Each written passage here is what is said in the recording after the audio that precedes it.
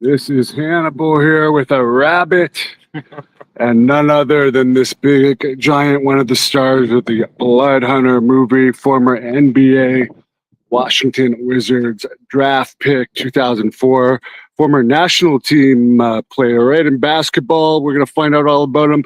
The beast himself, Peter Ramos. How are you doing today, sir? I'm good. I'm good. A little sore from yesterday. I had a wrestling event, but I feel good. Yeah, you defeated three people in front of about 500 fans in Georgia. Yeah, it was a handicap match, 3-on-1. Hopefully, it was a good match. The fans enjoyed it, and I came out with the victory. You're actually taller than both Omos and the Big Show. That's pretty cool. Yeah, I'm taller than them by 2 or 3 inches. But you weren't you weren't necessarily a fan of giant wrestlers growing up. You were a wrestling fan, though. Yeah, I was a huge fan ever since I started in basketball. My biggest person that I loved back in the days was Ultimate Warrior. Rest in peace. And after that, just watching him wrestle, I learned a lot. And I just kept it out here. And then when it was time for me to stop playing and do wrestling, that's when I started practicing everything. Why did you hesitate to go into wrestling younger and you went into basketball first? Was that just because you had more opportunities in basketball? Well, basketball was always my passion.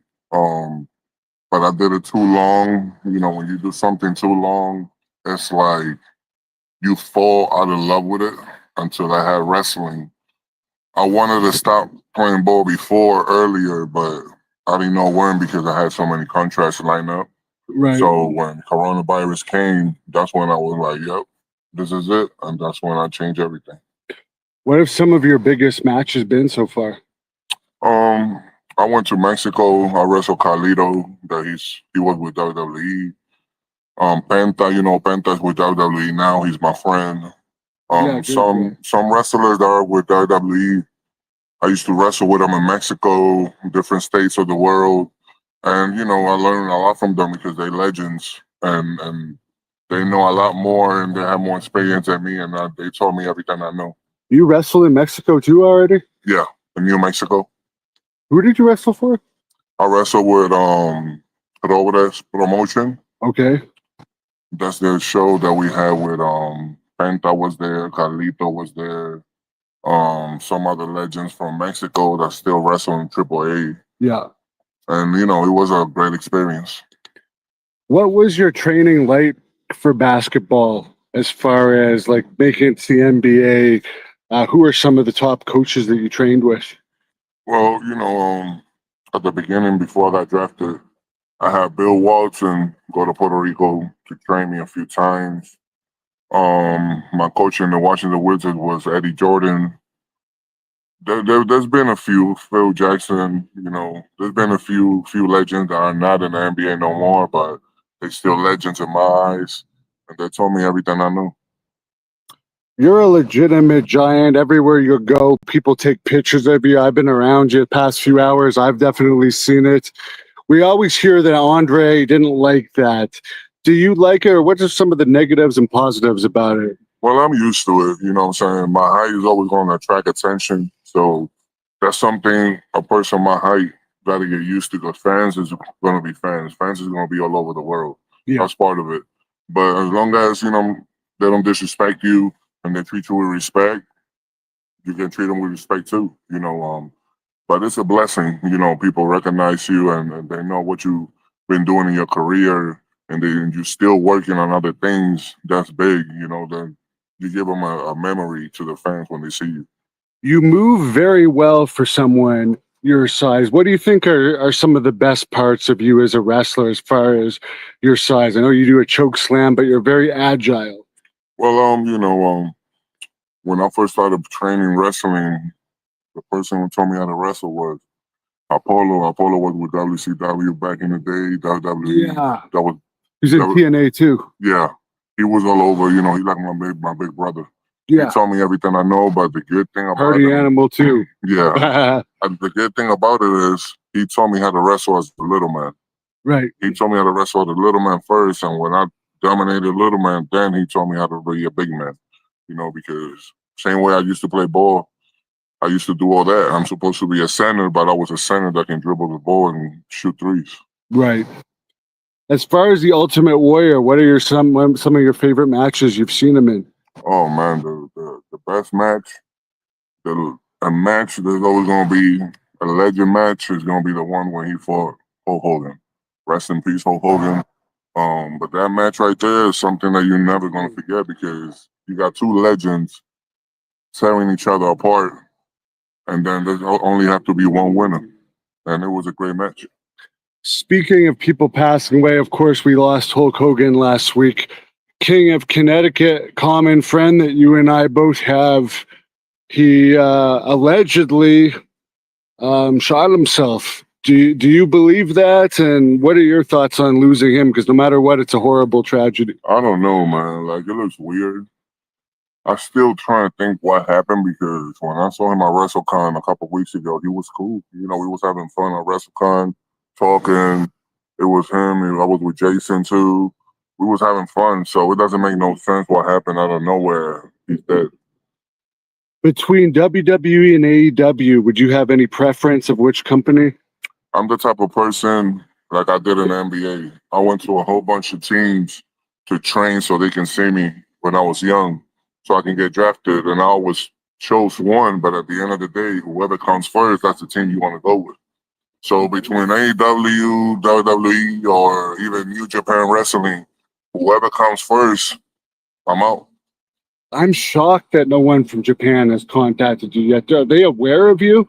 Yeah, everybody's aware of me. You know, sometimes it takes time. You know, Yeah. the best thing God did was you got to take your time. You know, he's the one in charge. Whatever he says goes. So you just got to wait for the call. Who would you see yourself against in both WWE and AEW? Who would be your top three opponents? Just say. My dream match always been to have a dream match with Brock Lesnar. That's my dream match. That's WWE with AEW. I think it could be the other giant they have. The Indian wrestler they have. Also lives in Georgia. I saw him once. New Japan, I'm not sure about the people who's over there, but They're struggling right now. They could use a giant in there. yeah. What do you think about wrestling now? Like in the old days, you'd be like headlining territories, but now it's like more the smaller acrobatic guys rather than the people that turn heads. Yeah, that's how it is. You know what I'm saying?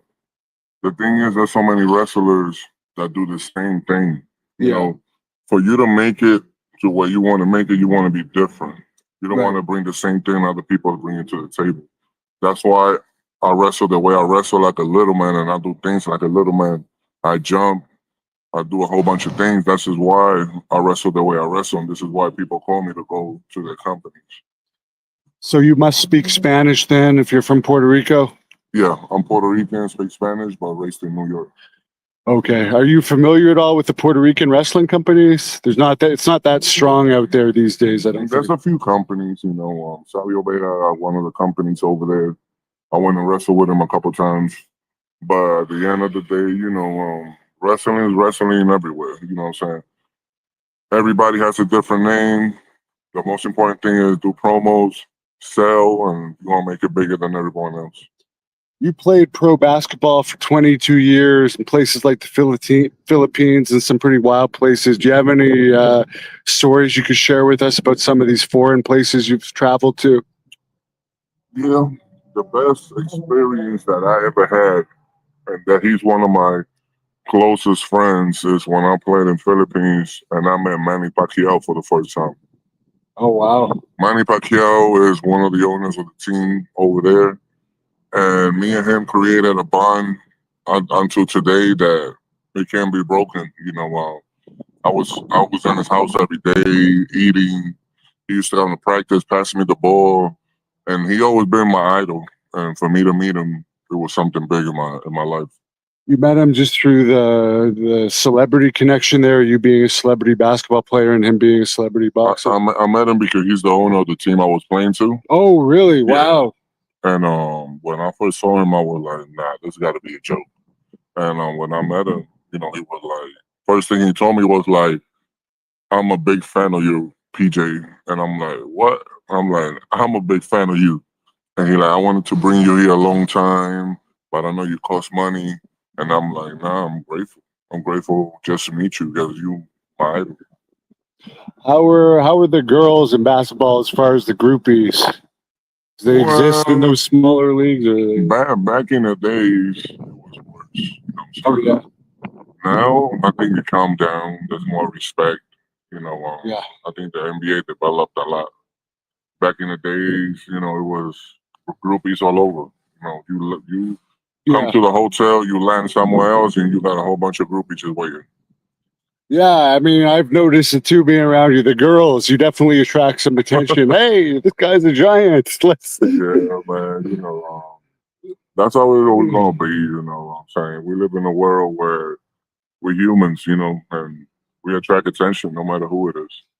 You always hear in the old days, Andre would get challenged all the time at bars and stuff. You seem like a very laid back guy, but did you ever have that problem where people like want to prove themselves by certain shit with you because you're so huge? Nah, I don't. I don't even go out. You know, I'm a homebody. I stay in my house, go to the gym, go to my house, play my video games, watch movies. I lived that life a long time ago. As far as acting, obviously you're going to be doing the Blood Hunter Thirst and Rage movie this week. Um, could you see yourself doing more acting as time goes on as well? Yeah, you know, definitely. One of the things that has always been my dream is to be acting. And right now I got the opportunity to start my career in acting and just show everybody what I can bring and just keep on climbing. And where can they follow you if they want to look you up on Facebook, for instance? Right now they can follow me on Facebook at Peter Ramos. There we go, Peter Ramos. Facebook, The Mask. Why The Mask? I think the mask it brings me security.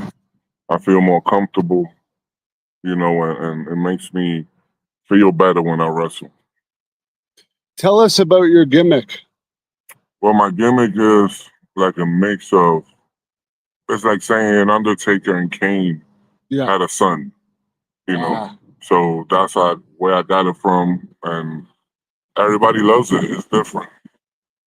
What's your goal in wrestling? My biggest goal in wrestling is make it to WWE or AEW. Or if that doesn't happen, you know, second option always been acting. My dream always been to be in an Avengers movie. I don't care if it's a bad guy or a good guy, you know. Very good. Well, we appreciate you talking to us. Thank Any you. message for the fans here as we close off? Thank you for the opportunity. Thank you for the follows and stay humble.